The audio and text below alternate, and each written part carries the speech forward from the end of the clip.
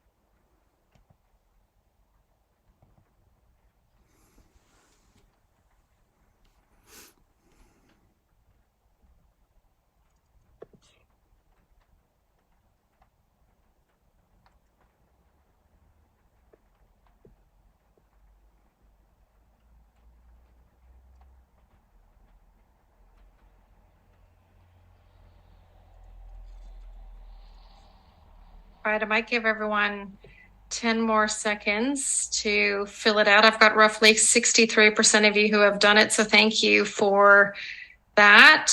So we'll leave it open just for a tiny bit more, just to get the last little bit, but I think we've got a fairly good cross-section to give the authors a bit of a heads up around who we've got in the room with us today.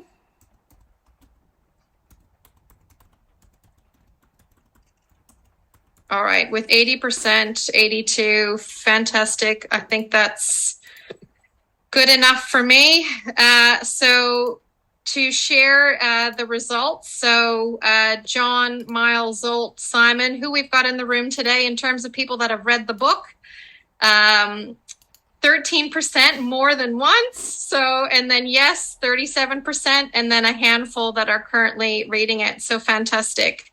And then 21% that need a copy. Please message me in the chat if you do need a copy. I can sort that out for you or help you with that. And maybe you'll get a bit of inspiration from the session today about the patterns. In terms of what is their favorite pattern, we've got an interesting mix. So 53% on pattern number 1, so focus on outcomes.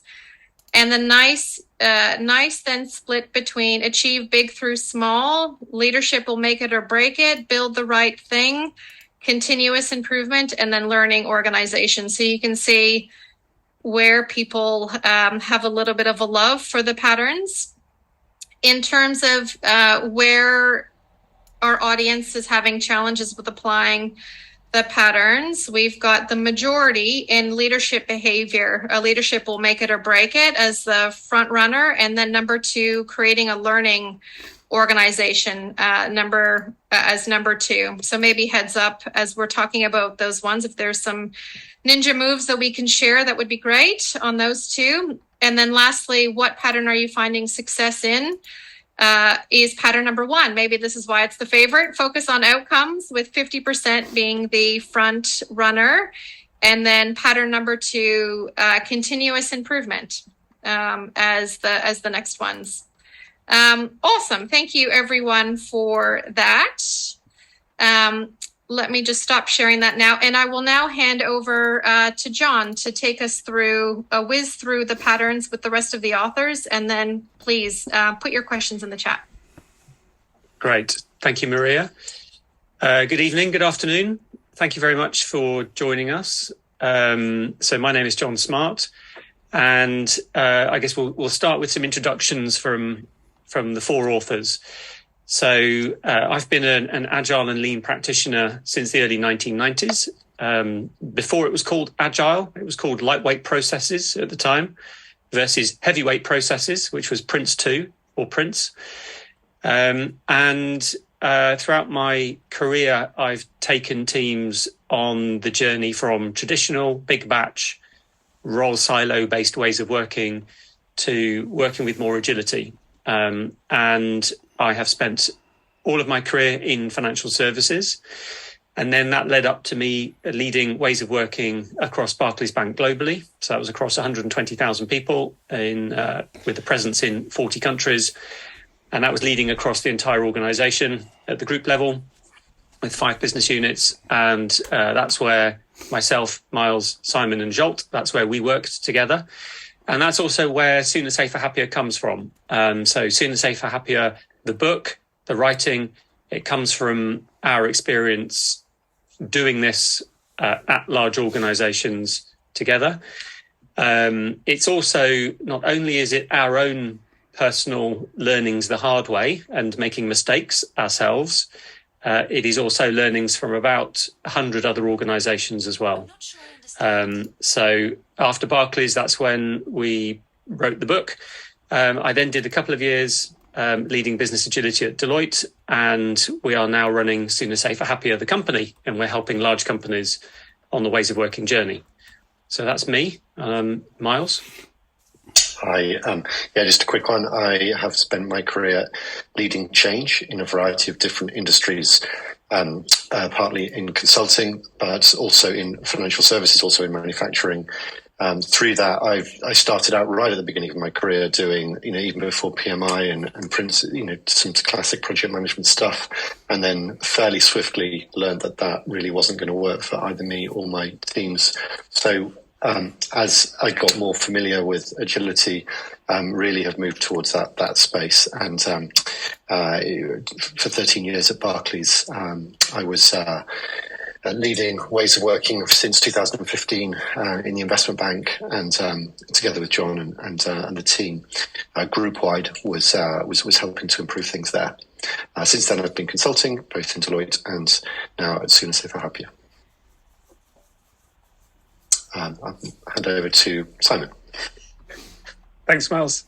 Hi, I'm Simon. I'm a software engineer. I still am. I've been at this for a few decades now.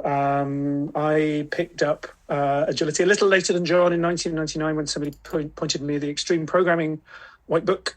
Again, still before it was called Agile, and I embraced it wholeheartedly. It really talked to me. Since then, I've been passionate about it. I was at Barclays for 15 years, feeling frustrated in many ways, doing everything from hands-on architecture all the way up to chief architect in wealth management. And then I was lucky enough to be able to join John, Zsolt and Miles in actually living the passion for agility. Since then, I moved to Denmark as part of my Brexit escape plan. I now head up enterprise technology architecture and ways of working at Saxo Bank in Copenhagen. Thanks. Zsolt? Nice to meet you all. I'm Zsolt Berend. I'm a business agility coach, trainer and practitioner. Started early 2000. My agility journey in Pennsylvania in healthcare. We had a large organization, dysfunctional, and started running Scrum and different practices. I had a variety of role, engineering background as well. Met John, Simon, and Miles at Barclays. We spent years together. It was lovely, and we learned a lot together. So it's reflected in the book. Currently with Sooner, Safer, Happier and Nationwide Building Society, working on the journey of creating a learning organization supported by dashboard data, ways of working data. So that's me. Thank you. Thank you, Schultz. Okay, so we're going to share with you the top 8 patterns and anti-patterns. So this is in line with the chapters in the book. In terms of the language of anti-patterns and patterns, I like this language because anti-patterns will generally give you a headwind and they will make a hard job harder. But it doesn't mean it's impossible, because there is no one size fits all. Every organization is unique. There is no cookie cutter. There is no playbook. If anyone offers you a playbook, be wary, is my personal view. Patterns will generally give you a tailwind and will make a hard job slightly less hard, but it's still a hard job. And there may be some situations where, in extreme cases, what's an anti-pattern for 95% of companies might actually be a pattern for 5% of companies. One example is an organization that had 6 months of cash flow left before going bust. You might take an anti-pattern type approach in that scenario. For a large organization that doesn't have a 6 month cash flow runway left, the approach you take might be considered an anti-pattern. So the key thing here is there isn't one size fits all. Context counts, but anti-patterns generally will give you a headwind and patterns will generally give you a tailwind. So we're going to do a kind of a short version. This will be about kind of 10 to 15 minutes, quick run through of the key patterns, and then we'll have Q&A. The number one lesson learned is focus on the outcomes first and foremost. So I was glad to see this was one of the most highly voted patterns in the poll in terms of the thing you're having success with. The lesson learned here is the mistake that I made. So personally, I was head of the Agile transformation. We were calling it an Agile transformation. The anti-pattern here is capital A, capital T, doing Agile, measuring all the wrong things, measuring how many people have done Agile training, how many Agile teams do we have, how many product owners do we have, how many people are doing stand-ups, how many people have a cadence. That does not necessarily equal better outcomes. Case in point, Symbian, Nokia Mobile, they went bust. They were doing large-scale Scrum, and they were doing Scrum really well. But doing Scrum really well didn't save Symbian. We saw the same thing. At the end of year one, doing this across 100,000 people, at the end of year one, we did not see the outcomes significantly improve. Now, the good news is that we were measuring the outcomes so we could tell. There's lots of organizations that aren't even measuring the outcomes, so can't even tell. It's purely, subjective and anecdotal. So at the end of year one, we pivoted to, this is the end of year one at Barclays, we pivoted to words along the lines of better, value, sooner, safer, happier. The first version of those words was better products, faster. We changed the word products to value. We changed the word faster to sooner. And that's because it's not about being a feature factory. It's not about faster for the sake of faster. It's about minimizing time to learning. So this is the third version of the words, better, value, sooner, safer, happier. Well, a quick double click, take a look at what those words mean. So better is quality, and that depends on your context. That could be reconciliation breaks. It could be manual keying errors. It could be IT incidents. This is not just IT. Just to clarify, this is whole organization. So quality is any unplanned failure demand, and any kind of work where you're having to redo stuff. Value is unique. It's in the eyes of the beholder. I believe that measuring value through OKRs is a good approach. The KR, key results, measure your leading and lagging value. Sooner is the heart of Agile and Lean. It is time to learning, time to value, so that you can pivot. Lead time is concept to cash. It's from the time you commit to doing some work to getting it into the hands of the consumer. Throughput is a count of items of value, and flow efficiency is the amount of time that work is being worked on versus the end-to-end lead time. Flow efficiency. Most organizations are not measuring flow efficiency. It's one of the most important measures. Most organizations have a flow efficiency of 10% or less for knowledge work. That means work is waiting 90% of the time, which is frankly shocking. If this was physical, if this was a manufacturing floor, you'd see the inventory stacked up at the machines. But because it's knowledge work, if we don't visualize the work, we don't see it stacked up, which is why visualization is so important. Safer is continuous compliance, agile, not fragile. This is data privacy, information security, anti-money laundering, fraud, compliance, any regulatory things you have to comply to in your industry, any internal policies and standards. It's mandatory type work. And then happier is happier customers, colleagues, citizens, and climate, because improving ways of working is not at any cost to society or to the planet. And this is, for me, this is where I get my purpose from. It's about creating a more humane world of work, going from the, division of labor, first industrial revolution, Taylorism, people are just a cog in a machine and people are called resources, to people have brains. And actually everyone bringing their brain to work rather than being told what to do. So the size of the prize, the benefits we've seen, and this was after 3.5 years across tens of thousands of people, we saw a 20 times improvement on quality, 20 times reduction in failure demand. We saw, on average, a 3 times improvement on time to value and time to learning. So the 85th percentile lead time was 3 times quicker in a histogram of lead times, millions of lead times. The best teams were 20 times quicker. So that's for the best teams, that's 20 times less sunk cost fallacy, 20 times quicker to pivot. Safer, we saw a positive compliance trend. We saw a reduced impact radius. If something went wrong, it was a whimper rather than a bang. And speaking to subject matter experts in information security, data privacy, compliance, they had gone from firefighting to now being proactive, working with the product teams. And we saw the highest colleague engagement score since records began and a positive client net promoter score trend. So, like I said, for me, happier colleagues is enough of a tick in the box. More humane world of work.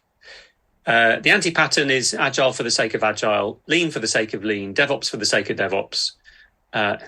Agile and lean and DevOps and so on are a means to an end. They are not the end. So my advice is don't call it an agile transformation.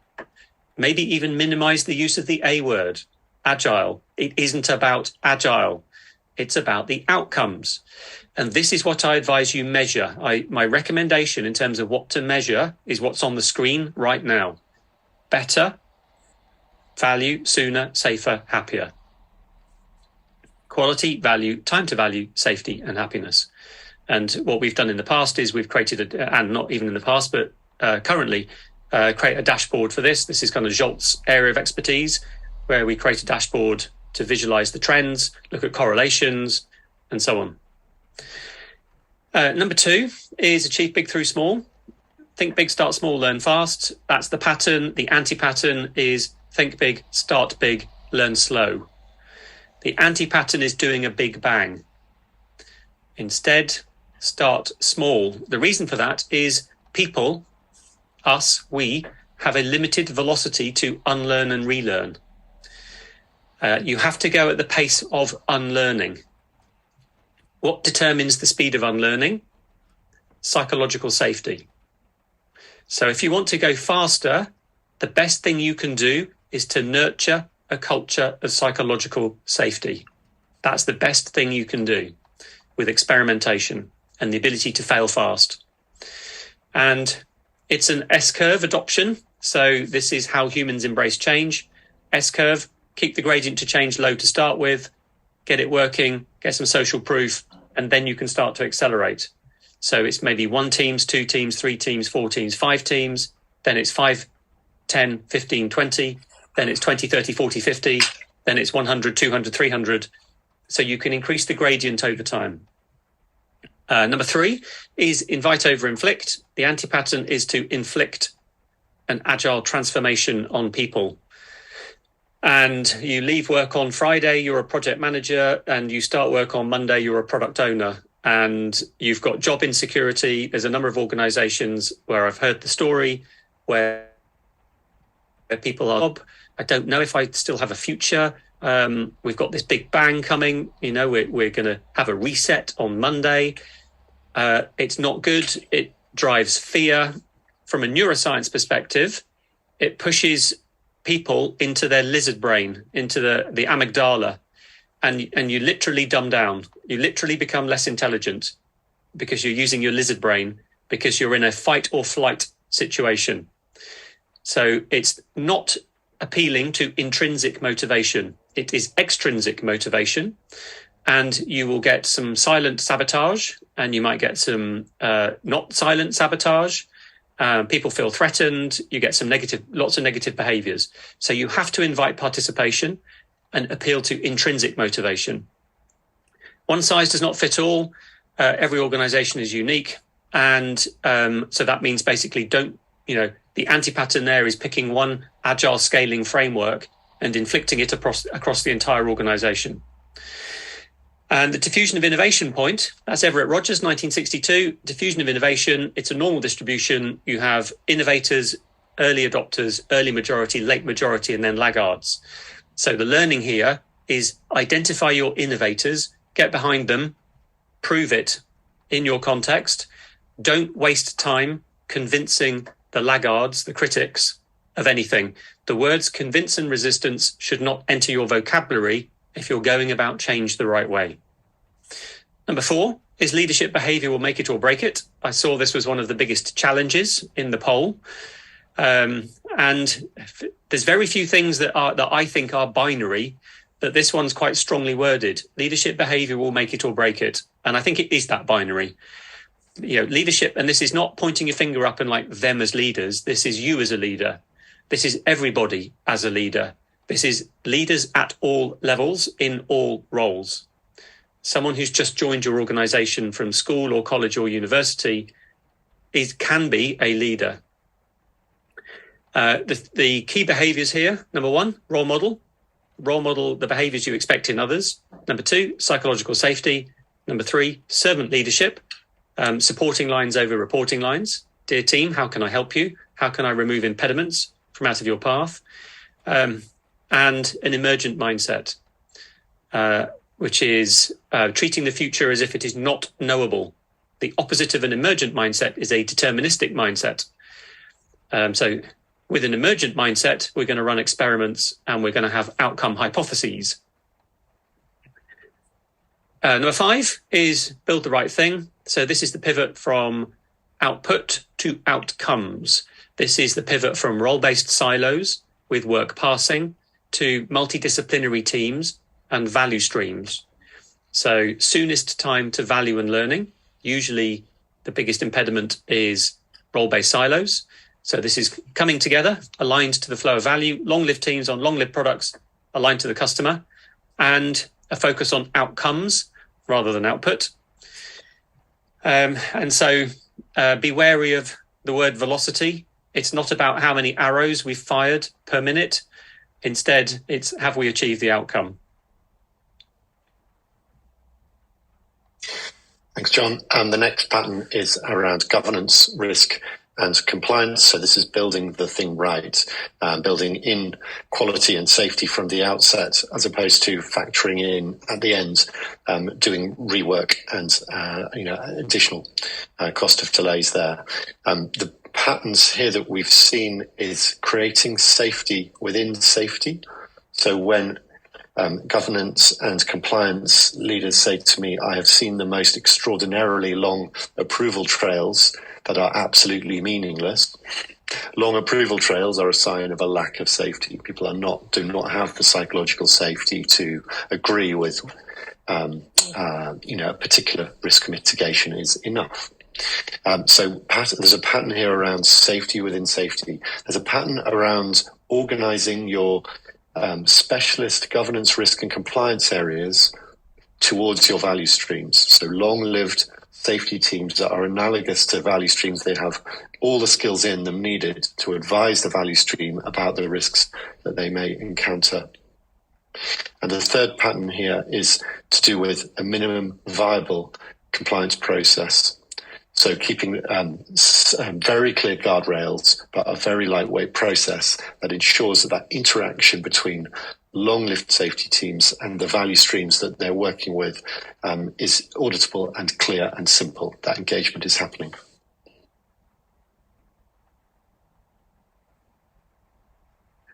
Thanks, Miles. So chapter 7, pattern and anti-pattern 7 is about continuous improvement. The chapter is titled Continuous Attention to Technical Excellence. Somebody asked what would we change? I'd probably change that these days to socio-technical excellence. It's about ensuring that you're not just a feature factory. If you're delivering software, it's making sure that technical debt is repaid. You're always going to cut corners to go fast, but make sure that those corners are rebuilt, that that technical debt is repaid.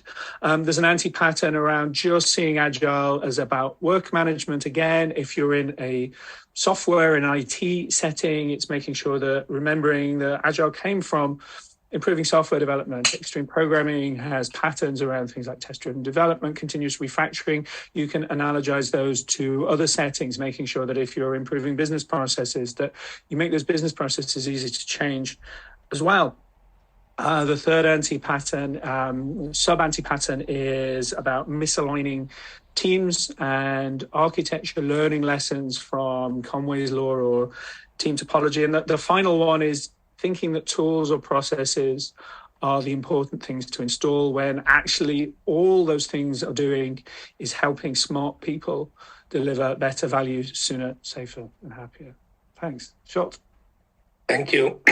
So creating a learning organization, it was in the poll that it has one of the biggest challenges, or maybe even the biggest challenge, because it's non-trivial. One of the anti-pattern is information learning silos, the learning bubbles. One of the big anti-pattern, also using data not for learning, but using data as a stick, weaponizing data, lack of psychological safety, is also preventing learning organization. The corresponding patterns are optimizing for learning.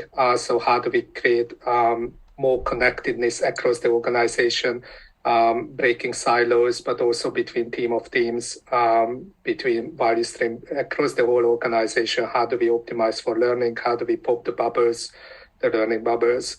And also one of the big things is around data, using data for continuous learning, and creating a self-serve access to data to improve outcomes, better value, sooner, safe, happier. Great. Thank you. And now we have time for some Q&A. Beautiful. Thanks, team. So the first question comes from Michael, who asks, what have you learned since you published the book? So maybe that's the first part of the question, because the follow-up then is what will make the next edition. Michael, So do you want to come on and ask your question verbally? Goodness, put me on the spot. I'm really interested. It's a great book first and foremost. So that's more of a comment than a question. But the questions I'm interested to hear about what you've been learning, and what you're going to add in the next edition of the book that will make it even better. Yeah, great question. Thank you, Michael. Simon mentioned socio-technical just then, and I think for me, Michael, for me personally, we're at the beginning of a new normal with large organizations around how we organize. And so for me, it's more of the stuff around how we organize across organizations end to end, not just technology. And it's more than socio-technical, it's socio-business technical. So it's the business value architecture, the people architecture, and the technical architecture, all three of those things together. Even Conway's Law, for those that are familiar with Conway's Law, which is an organization is bound to create systems which match the communication structure of the organization, even that is kind of people plus tech. And I think there's a third element, which is the business value architecture. So I think, so Michael, that's for me, that's where I'm doing a lot of thinking, and that's kind of what I've been spending more time on. Awesome. Thank you. Martin, did you want? Oh, sorry, you go ahead, Zsolt. Yeah, for me, just what I've been working on is providing data and dashboard ways of working to colleagues. And what I learned and reinforcement is that data mindset is so hard. So achieving data mindset is not as easy as we provide some of the industry standard metrics. But it's crucial. It's a huge enabler to providing in a self-serve way, so that people actually can get data the way they want. They can get data real time, anytime they want it, so they can start using it for continuous improvement. That's a big learning. Thank you.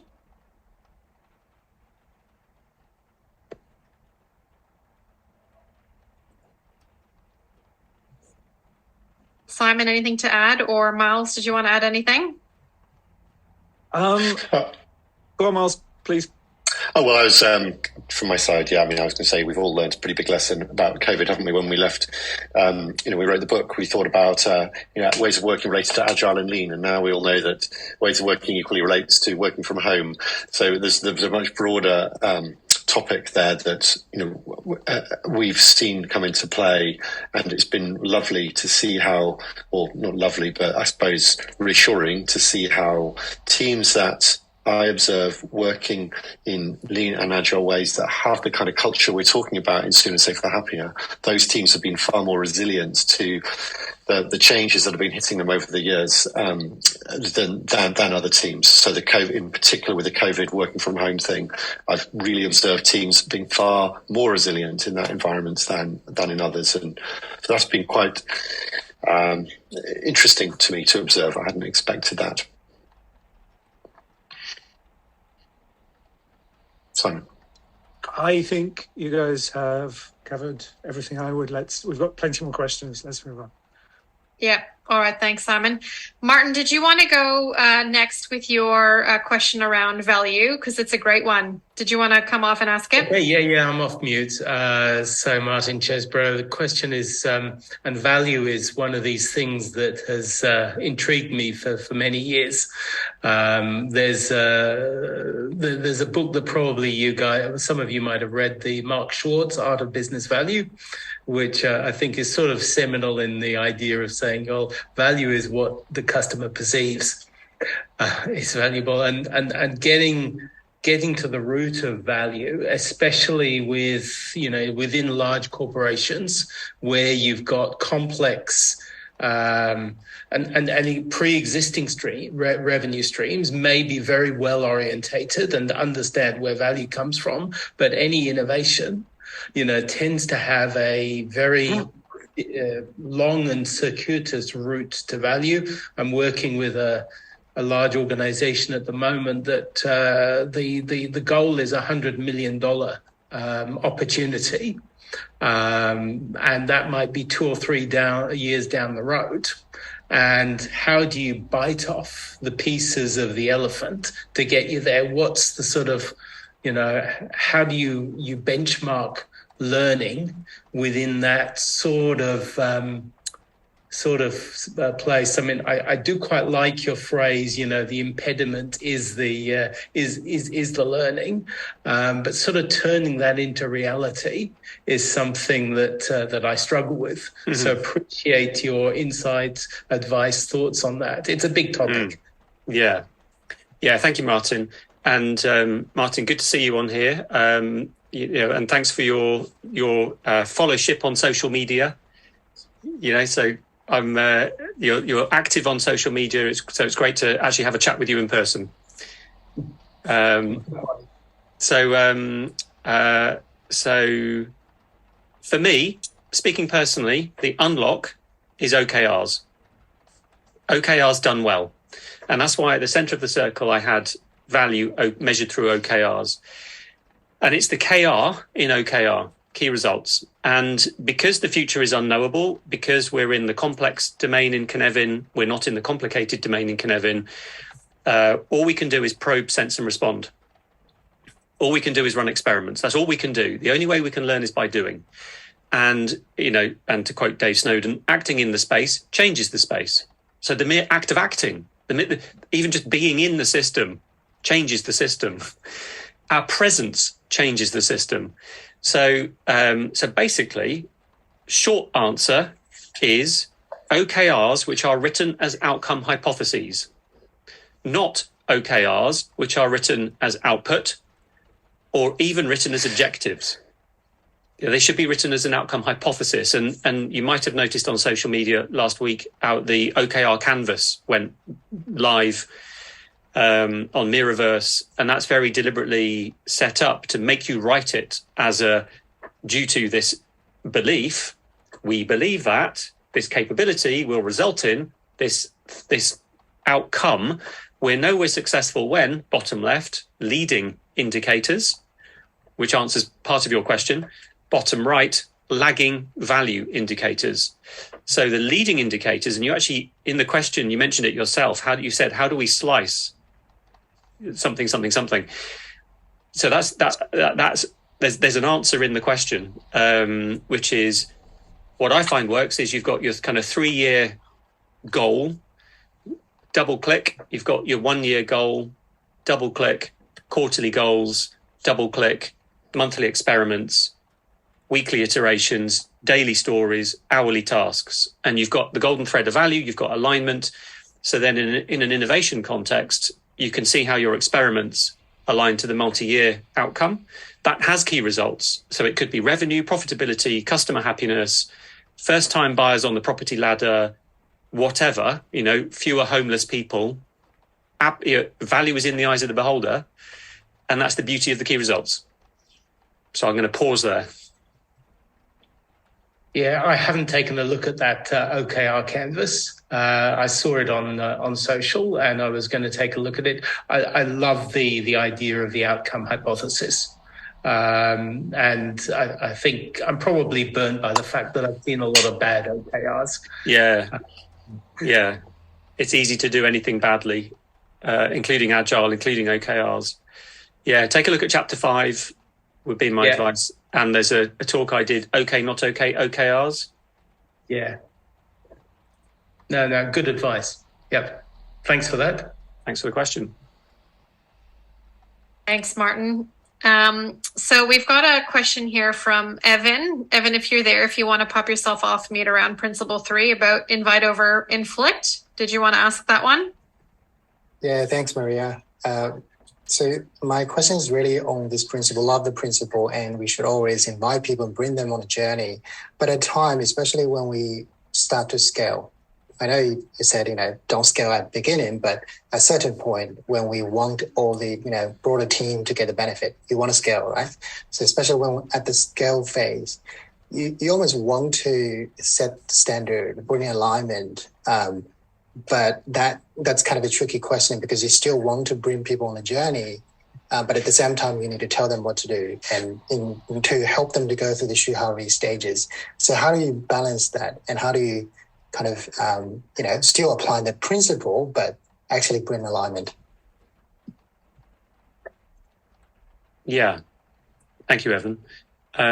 Just going to see if Miles, Scholt, or Simon, if any of you want to get this one. If not, I'm happy to. Ivan. John, why don't you take this one? Okay. So, Evan, thank you for the question. Advice? Appeal to intrinsic motivation rather than extrinsic motivation. If it appeals to internal motivation, you're far more likely to be successful. So, diffusion of innovation curve, 508 studies. This is how people embrace change. There are your three standard deviations from the mean, your innovators, and then your early adopters. Early early adopters and then early majority. So I think Evan, I'm going to do a little play on words. It's an invitation to the infliction. So there is a downside to it being purely invitation only. And to be clear, there is, I'm going to do a bit of role playing. To be clear, across our organization, so imagine I'm on the leadership team of an organization. We want to improve how we do what we do. We want to improve our outcomes. We want to deliver better value sooner, safer, and happier. Dear organization, this is a top 3 priority for our company to improve how we do what we do to get better outcomes. And as a top 3 priority, you are all incentivized to improve how you do what you do, measured by quality, value, time to value, safety, and happiness. They balance each other out. Now, dear organization, I'm not going to tell you how to do it. I'm not going to inflict one way of working across all of you. Here is a support function. Here's your ways of working, center of enablement. Here are some coaches. We're going to start small. We're going to learn in our unique context, and then we're going to ramp up. So Evan, I'm going to stop the role play now.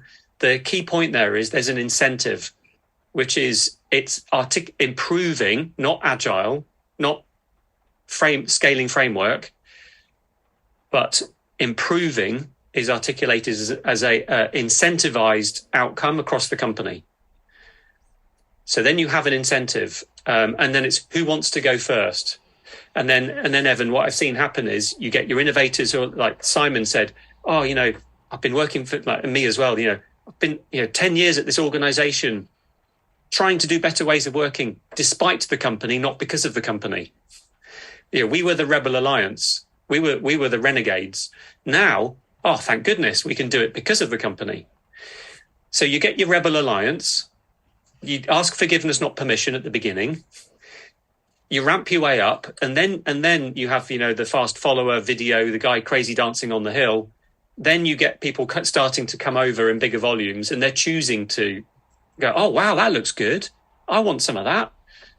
I'm hearing really good, great stuff. And then you get into the late majority, and in my experience, Evan, getting into that late majority, figuratively speaking, I had my feet on the desk.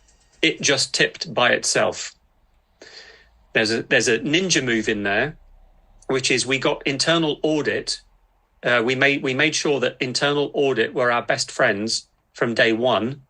So when internal audit went around auditing teams and change, internal audit were tipping the teams into the new standard, into better ways of working.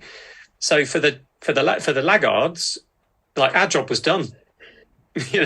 We'd rewritten the standards, John Cotter's 8 steps to change. Step number 8, institutionalize the change. And then internal audit, we're just going around tipping the teams, and nobody questions an internal audit report. Like you've got a red on your internal audit, you're going to get it done. And this was with coaching and support and a feedback loop. So Jolt was running a quarterly colleague survey, and we were taking the colleague survey and we were taking what colleagues were saying, and that was influencing our strategy for the next quarter. So there was a very clear kind of you said, we listened feedback loop. So yeah. One thing I would add is that a huge enabler is communication. This sense, so keep sharing. Show tells on the product or individual team level, regular show and tell, but also communities of practices, running an award, asking teams how much they improved outcomes. So there are lots of practices. Keep improving connectedness. That really helps. And also, sorry, just to add one other thing as well. You used the word alignment in your question, Evan. There are minimal viable guardrails. There are some things that are not negotiable. It's not the Wild West. Like in particular, role names. We don't want 15 types of Scrum Master or Agile Project Lead or Agile Team Lead. So minimal viable guardrails, consistent roles, consistent role definitions, number one. Number two, there are some things that are not negotiable, like information security, data privacy, fraud, anti-money laundering. So, that's chapter 7, the bit about risk.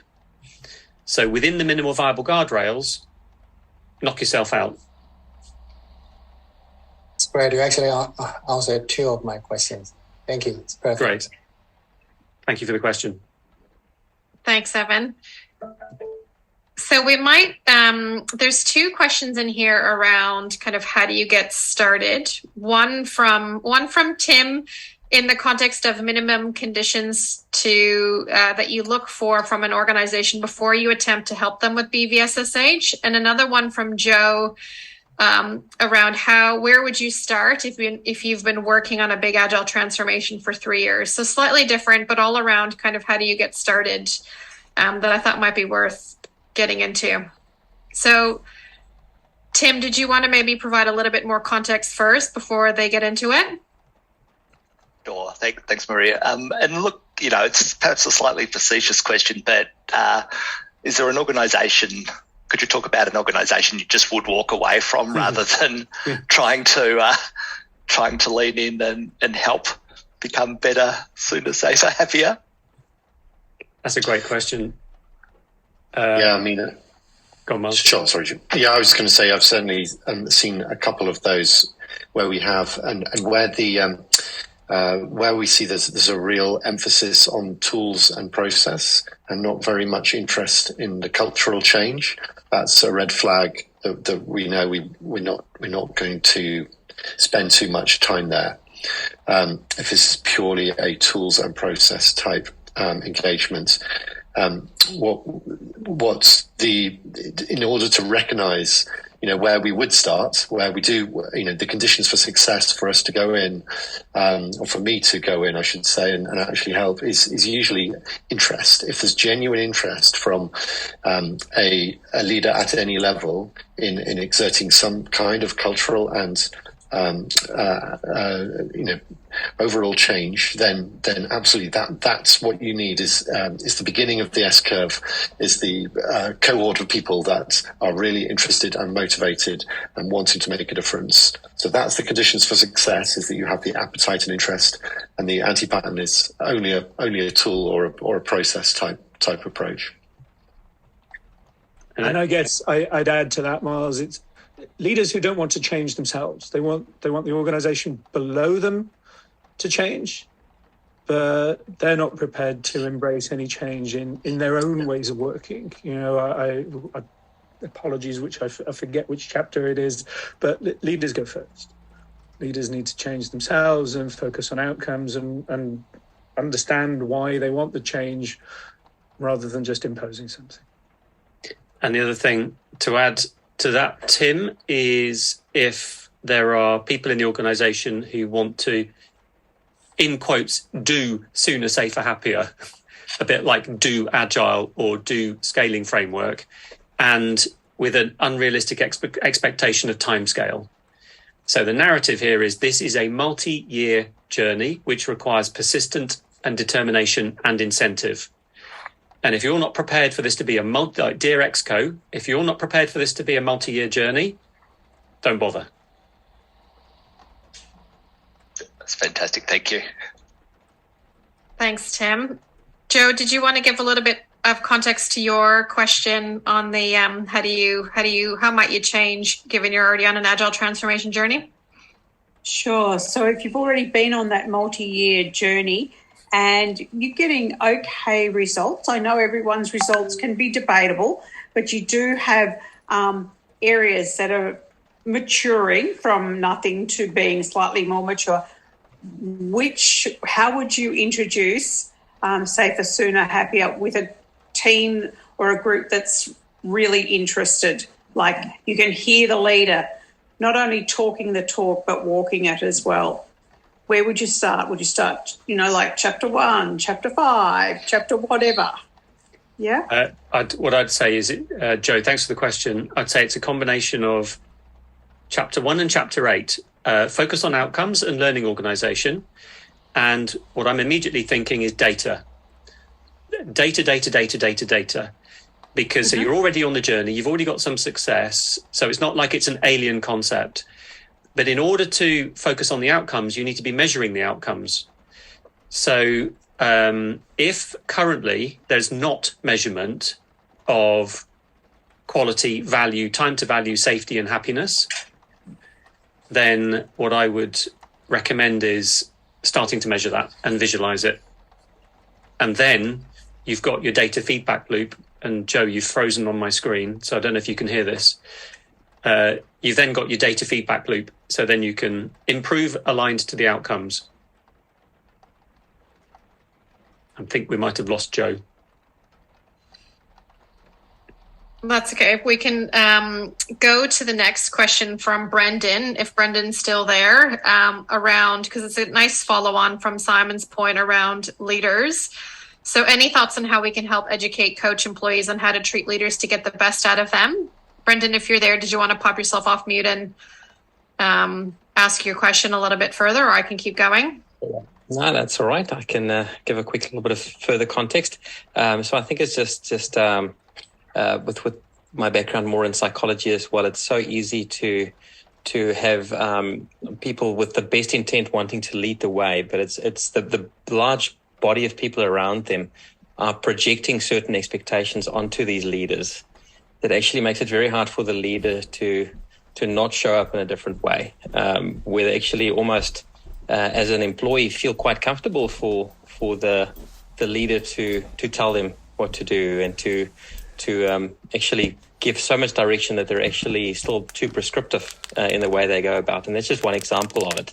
So are there some tips that we can actually help to empower these individuals to say, hey, well, let's just give the platform to the leaders as well, to enable them to in turn be these leaders we want to have in our organization going forward. So yeah.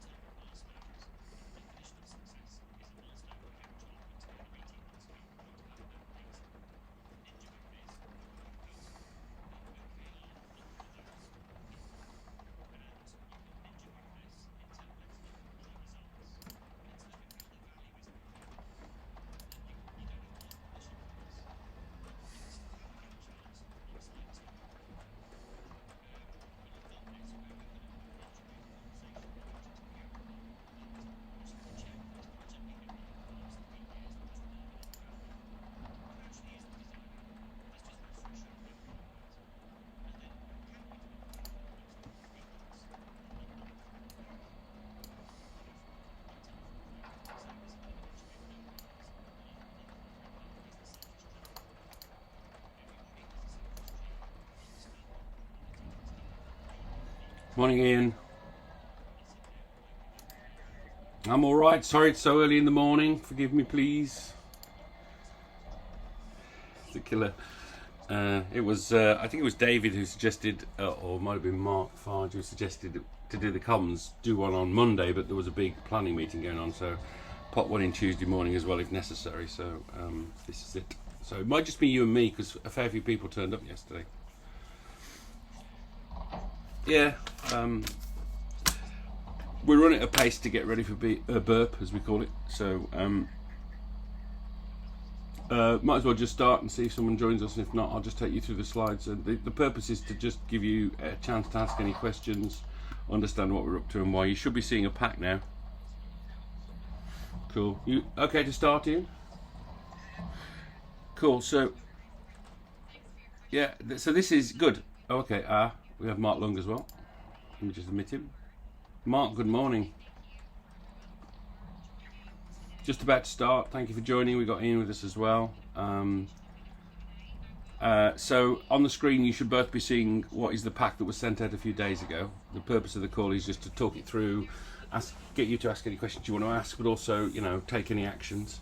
The one yesterday, the summary of that was people wanted a bit more knowledge of the op model, although we're not using the op model in its entirety on Big Room Planning, and there was some feedback and discussion about a lack of clear understanding of the priorities from the leadership team. So I think Sarah put a note out about both of those yesterday afternoon, but I'll mention those later. So so this first slide is essentially a summary slide that we'll stick on a wall. Let me just reduce its size slightly so you can see it better. There we go. So it's a slide. Is that clear to you guys, that slide?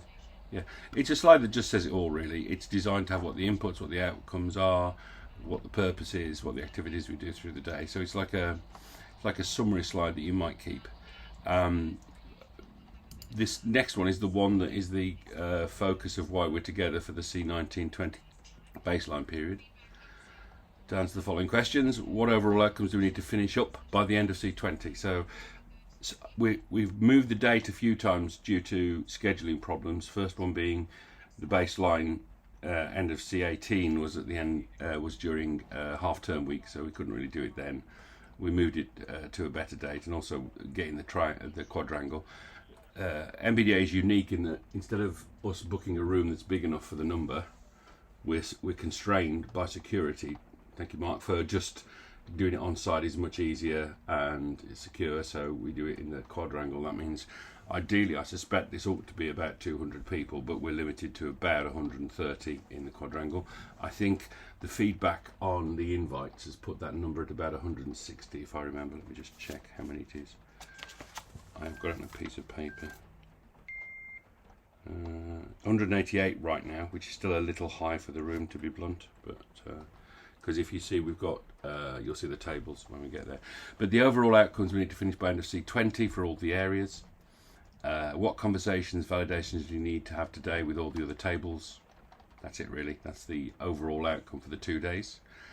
There is a slide that is for table leads, which you both are. So this is essentially, you know, what we ask you to do, which you should have already done, and Sarah sent some stuff out. Identify 7 participants to join the rest of the table. You've got planning in advance what you want to get out of the session for your area, get acquainted with JIRA, and advanced roadmaps. So advanced roadmaps is this new, not new to JIRA, but to us, roadmap view of the world, which I'll show you briefly in a minute anyway. And now identify any risk dependencies and impediments you may have. So that was the guidance for the table leads. Some of them are reds in the org model and some of them are blue-greens in the org model. In the slide pack there's one on, is there any questions on that one, by the way? No, I'm moving on. Yeah, in the other one there's what the leaders had to do, and this, by the way, on the last call created some friction, I would say, for Beth and a few others, because they don't think the leaders have set a clear direction of priorities up to the end of C20. But Sarah put a note out about that later yesterday afternoon, pointing out what the priorities were and why. Create your purpose and intended outcomes for your table. They needed to agree the table slating plan, which I'll show you. give the latest understanding of the op model, and get acquainted themselves with Jira and the advanced roadmaps. So that's what we asked them to do. In the pack here is the table plan for where we do. So there's a couple of tables where we've got, because of what we thought the numbers were likely to be, we've merged a few people together. The one of them is 7, which has got power systems, test equipment and navigation chain on. I think that's okay, it's not going to move. The other was 13, which has physical architecture and design, proving and manufacturing. So you guys currently are physically planned to be on the same table. I don't think that's going to work now, looking at the numbers that are coming in, but we'll change it. We do have space to have another table anyway, so that's probably what we're going to do as we move forward. When we look at all the Excel sheet with how many people are going where. Currently, as I said, there are 188 people on that currently, 67 of which, who you've indicated between all of the table leads need to come, have not accepted or declined. They're just in them. So I think a note went out yesterday asking you to check the people you want to bring to your table are still planning to come. That's that one. I think there might be a table also for some of the transverse. We want the transverse teams on the normal op model slide to sit on tables where they're going to do some work during the period, not in their org structure, but whether that fully happens or not is down to how the table plan comes out. This is the tables with who the table leads are, who the business leads, who the coach is for that area, and who the SM facilitation is. Now, for you guys, I think I put a note out saying we needed to talk about it, so it's ideal that we're on this call together to talk, because we can work out what facilitation you might want from our team. I have got 2 new coaches who are new to the company this week, who we can give facilitation duties to for your table or tables, and that is Sabrina and Conrad, who I know both anyway and are joining us this week. Permanent members of staff at Explio. They've just accepted permanent jobs at Explio, and they'll be available. And moving forward, we'll be working across the program, but we'll just be available to start with to help facilitate. So maybe we could pause now and talk about that. What given the objectives we have to seek there, do you guys think you need a facilitator, or are you comfortable without one? I mean, we like to offer them, but I'm not always certain. Certainly the more proactive leaders like yourselves tend not to really need someone saying, let me ask you this question, have you thought of all your outcomes, have you thought of all your risks? I think you guys are on top of that, but I am very open to you having some support. That support could be I'm around a little bit because I'm on the leadership team as well, and I can arrange to have you guys somewhere near that table so I can come over and chat to you and check it's all right. Or we could, as to say, assign another coach and scrum master to you to help. What are your thoughts?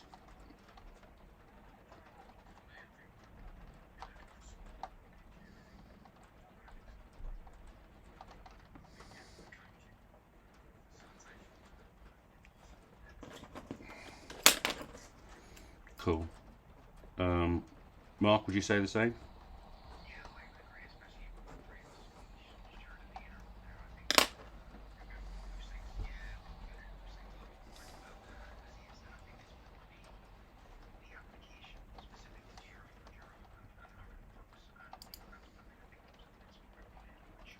Cool. All right. Well, I'll take that as advisory and make sure we organise around that then. So you will get someone who can do Jira facilitation for you on the day. I'm just looking at who we got. Might ask Mohammed, who is down to do something on power systems as well, maybe. But I'll take that advisory. So here's the agenda for day 1, which includes quite a long lunch break around the time of the Football World Cup for England versus Iran. We worked out that was on the same day, and last Friday had a meeting with Sarah. She rolled her eyes and said, bloody football, I can't stand it. But we said,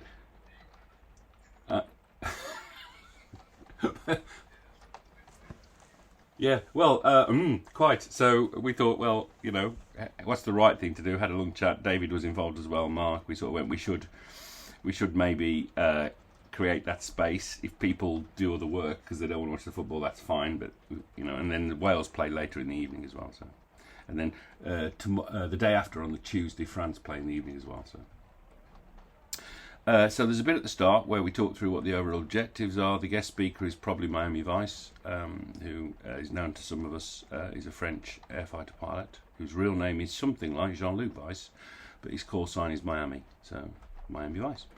There's a bit on what we're doing with the op model for 10 minutes, what do we want to get at today, and then we get into what is the table work, where we sit at tables, answer all those questions. After lunch we have a mix and mingle where people move around and talk to anyone else they need to. I mean, the main expression of this is, instead of waiting 3 weeks to get all the people you need to talk about something, they should all be in the room. You can grab them for 5 minutes in a corner and talk something through quickly. Late in the day, you carry on the table work, but at this point, all of the leads, which would include you guys, are asked to go and see the leadership team with, what's stopping you and what's in the way and what can they do to help. So that normally is each table plays back to each other table, but we thought that was too excessive. We just want you during that session to do it, and then the leadership team stay behind to go through what they've heard and discuss it. Second day starts with the leadership, any wrap up, yes you want this, yes you want that, yes we'll do it. Then there is some more time to just adjust your table and revise your plans. Lots of mingling, lots of chaos. Then after lunch we have a final plan playback from each table, a bit like we did last time. Then there's an entire group vote on clarity. Is it clear what we're doing? Was it worth doing? And then there are further discussions if required later, but that is, that'll be people deciding to stay behind to talk about things rather than needing to. Does that make sense? Okay, so that was that. There is, let me dig out. Have you all seen the latest op model slides? Yeah, David put them out. David put a pack out late Friday. David, unfortunately, is not very well. So, just to say that the transformation team, that's I'm on that team as well, and that's Fiona. Let me get Fridays out.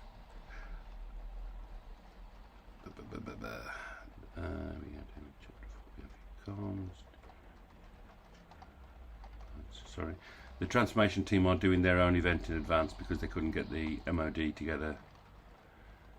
And so it's after that. Let me go and find it. So that's actually happening today. Yeah. Oh, Monday. That's why I can't find it then. 12/17. Thank you. Thank you.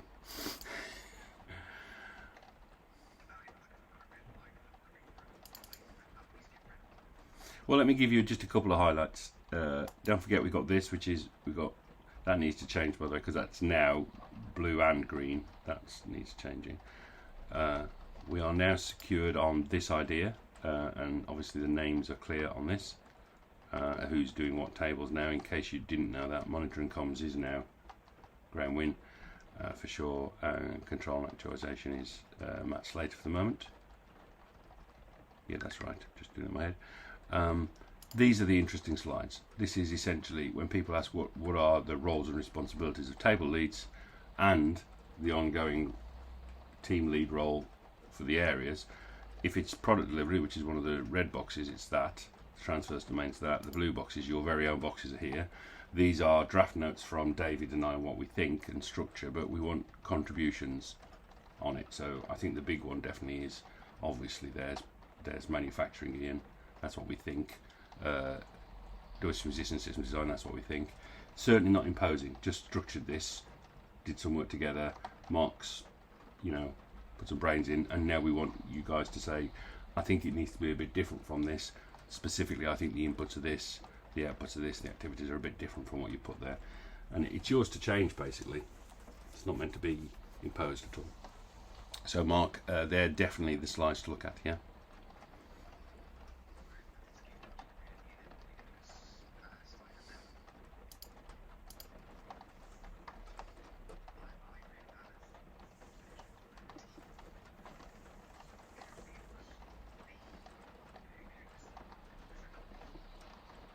Yeah.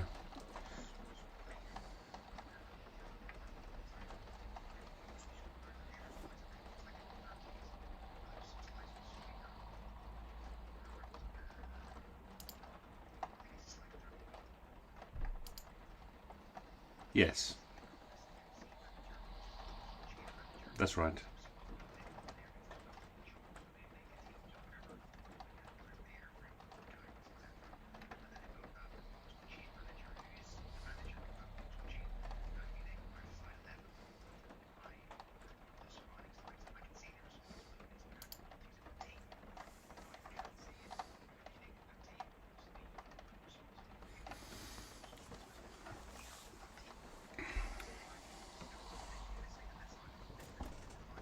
No. Earlier versions had a bit more like the French ones, and the feedback was it's quite hard to get that right. And so I think it was David who said, why don't we just describe what the product delivery team has to do, and that the leader of that team has to make sure all of that happens. So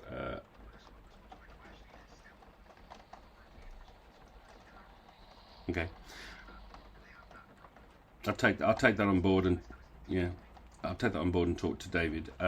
I think we're trying not to imply it's a job. We're trying to imply it's a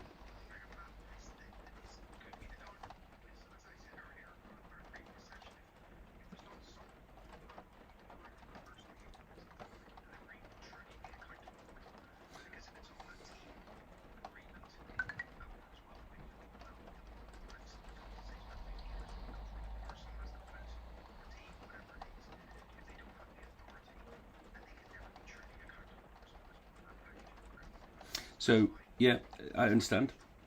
Yep, yeah, I understand.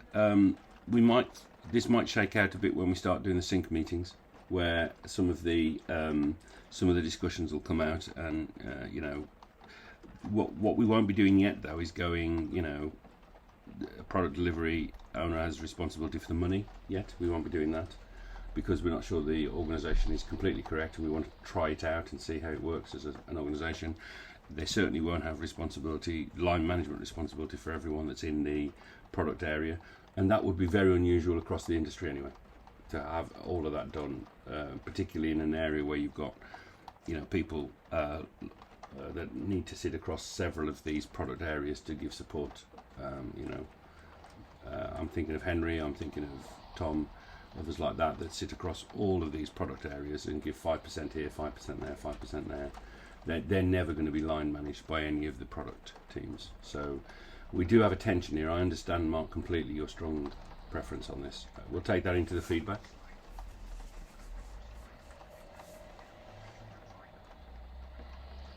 Are they still in the pack? I do know what you mean. I don't know if it's still in the pack. Yes, it is. There it is.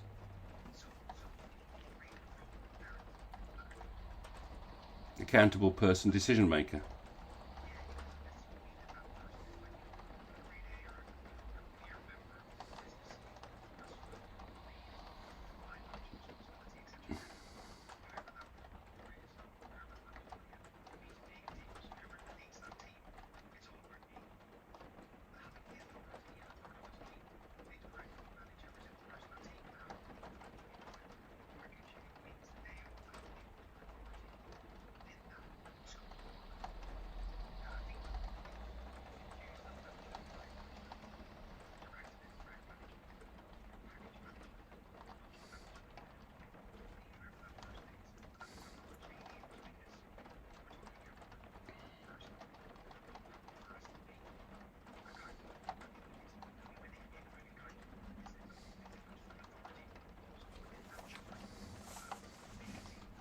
So if that slide was pushed up and that word product owner was team lead for each of the product teams, would that make you feel more comfortable that we're expressing what the authority is?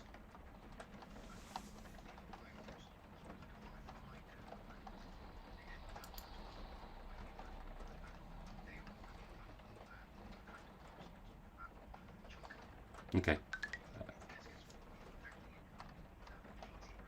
Yeah.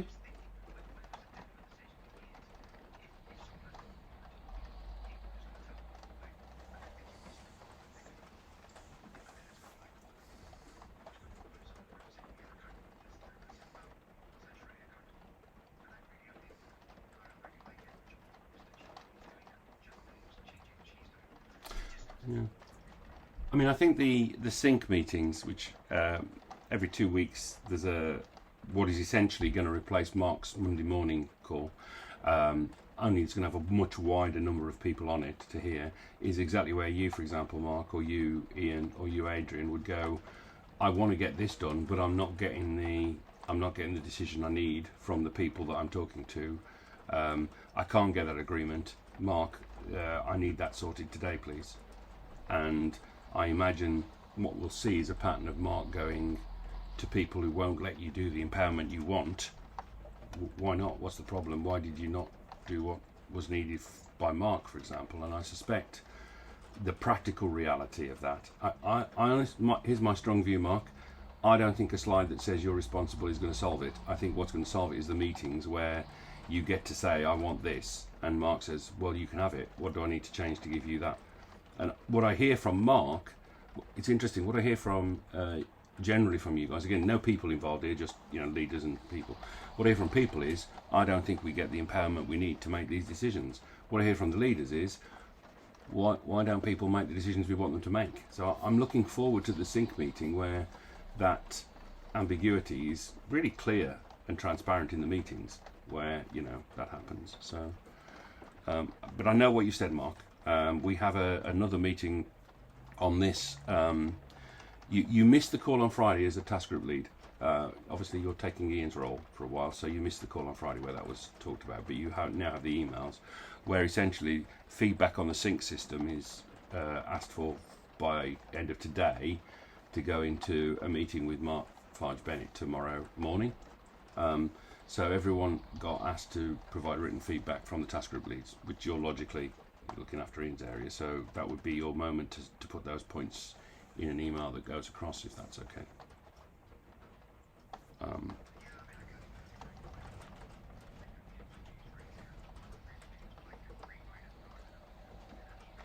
Thank you. Well, I think it might make a difference because the meeting is with David and Mark and me to talk it through what you all think and what we need to react to. And David is a great guy on this. He says if you don't write it down, it's forgotten. So that would help, I think.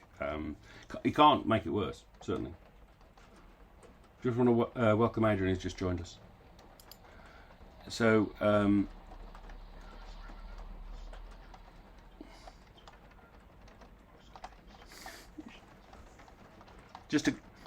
thank you, Adrian. I'm quite happy to chat to you later as well about the slides if there's anything you want to ask. Just a few things in this pack that are useful. There's a slide here that talks about our approach to development, which is to go away from the idea of doing this, con-use, then physical, then design, then manufacture, into this, which is they're all done in sync together, and there is lots of conversations. That's the whole principle of what we're proposing, is how we organise the product teams, is that there's loads of conversations happening all the time, and you don't get to wait 3 weeks to get the right people in a room. That's one of the key things.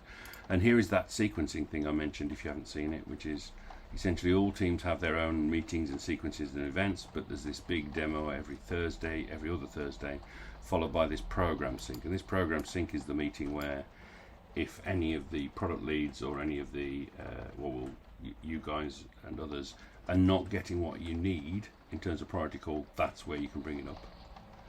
There's then a tech decision panel and CPAS briefing meeting on a Friday, followed by the impediments meeting that's currently there.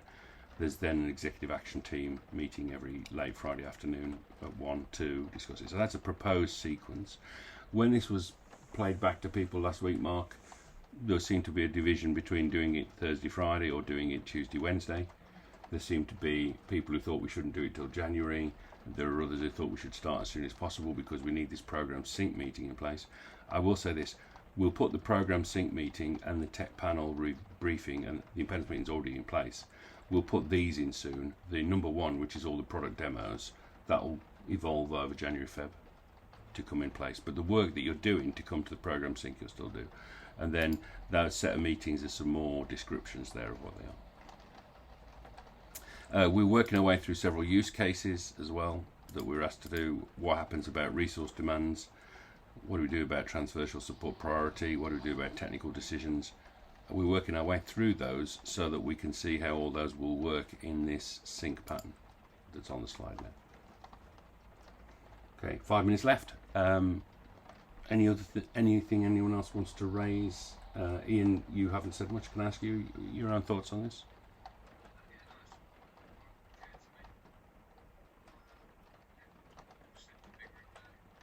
Cool. So, Mark, anything further you want to bring up?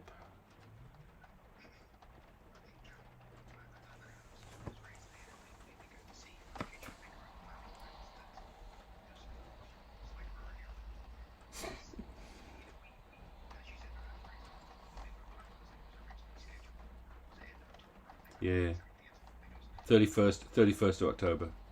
In fact, it was even 2 weeks earlier than that in our first draft.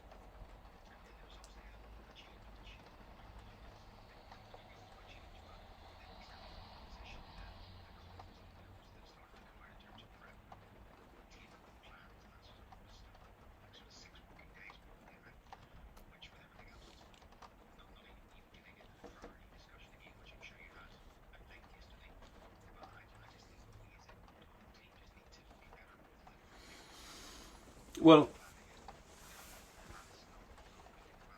so my defence to that, and I have got a bit of a defence, is you know, the emails and comms come out from the leadership team, not me, although I write them. yeah.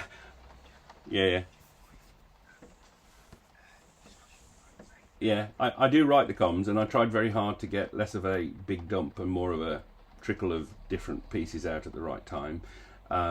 With the exception of you guys, because you're sort of the blue teams, as it were, all the red teams have been having 8 weeks of prep, except for one, which is which is monitoring and comms, which Graham Wynne was only allocated the role after some discussions on Friday. So that one is being done at the moment. But most of the others in the red, the prep and the planning and everything has been going on for at least 5 weeks, with the coaches talking to them. That hasn't been the same for the Blues. I will agree, we haven't really done a lot of prep in the blue area to you guys yet. And yes, we can improve. Definitely, we can improve. And we said to ourselves a few weeks ago that the big room planning 4, 5, 6 and 7, which are all the ones for next year, will publish the dates before Christmas. So they're in. And we'll also publish dates for when the main comms goes out, which will be a month before that date in each case. Which paradoxically means big room planning 4 comms will go out pretty much as soon as we get back from Christmas. Because that will give us a month's notice to big room planning 4.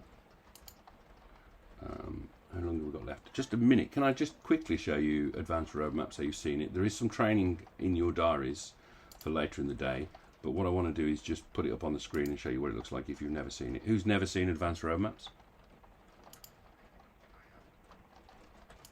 Okay. Yeah, all right. There's some... Adrian? Have you seen it?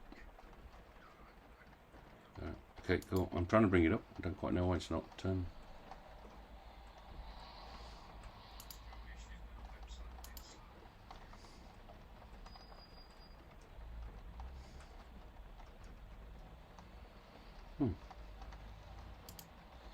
Finally. Okay, here we go.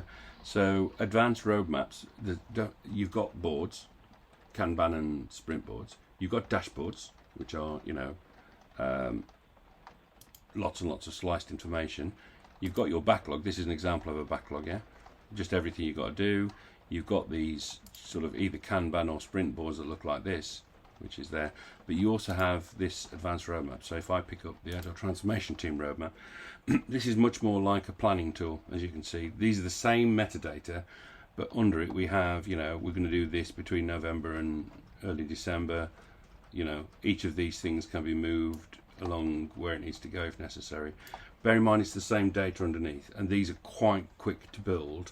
You just say you want a new one of these and where you want the data from, and it builds it for you to look at. And you have things like there's a progression of issues within there. That one, for example, has 5 done, 5 in progress, 3 done, 5 in progress and 5 to do. And that kind of wrap up can be taken out of here and given as a report to get into help you with your time now updates and things like that. I'm not going to go through it in great detail, but there, for example, is what the transformation team that I'm part of are doing in C19, what dates we expect to do them by. Here's our C20 plan, what we expect to do in C20. As you can see, C20 needs some work. That's what we'll be doing during big room planning. So the here I can change this to a relative 1 month ahead to 3 months. That's what it's set to. And you look 3 month view, 1 year view, whatever view you want. And this is set to epics to stories. I could move it instead to initiatives to stories instead, if that was what I was using. Yeah.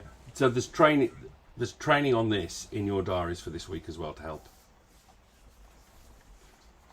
Guys, I've taken your other feedback point that you probably need help with Jira and Advanced Roadmap. I'll make sure we have that in place so you have a scribe on the day who can help you with these things. Thank you, guys. Thank you very, very much.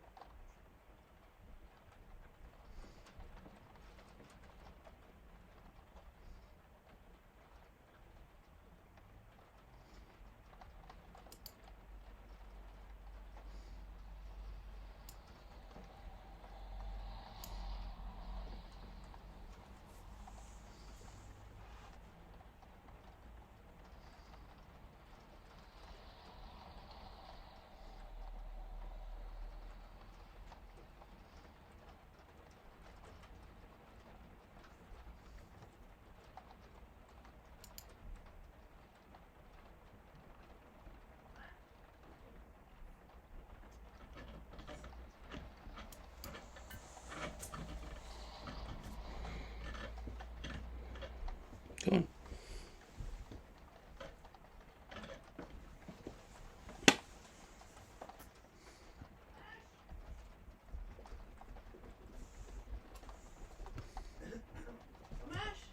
He was caught in wires.